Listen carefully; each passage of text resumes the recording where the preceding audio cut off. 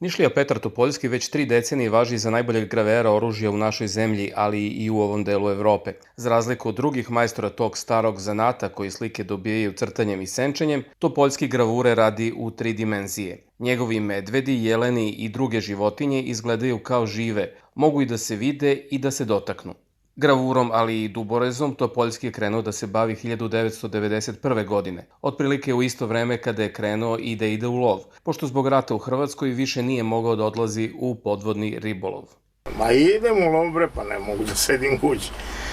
A onda kupim pušku pa gledam katalog Babaroga, ušminkano, izgravirano. Nema para za to, to su bile puške po 20-30 hiljada maraka u to vreme. I onda ja uvatim, sad ću ja svoje. Pa lepo ispadne, pa onda ajde jednom drugaru, drugom drugaru, tako i krenu. Topoljski nije išao ni u kakve graverske škole, već je samouk. Pre nego što je krenuo da radi gravure, radio je u policiji kao instruktor ronjenja. Da bi mogao nesmetano da se bavi starim zanatima, polagao je majstorski ispit za gravuru i duborez i ima potrebne sertifikate. Sad što radim ovo, to radim jedinstvene stvari što u ovoj Srbiji ne radi niko.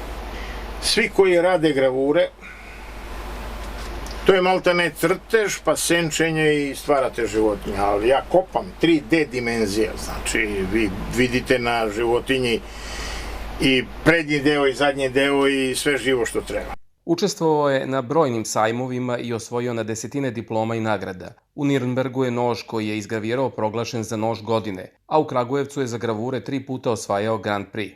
Njegovi radovi se mogu naći skoro u celoj Evropi i svetu, a među njima se ne nalaze samo gravirani komadi oružja, već i slike i ikone.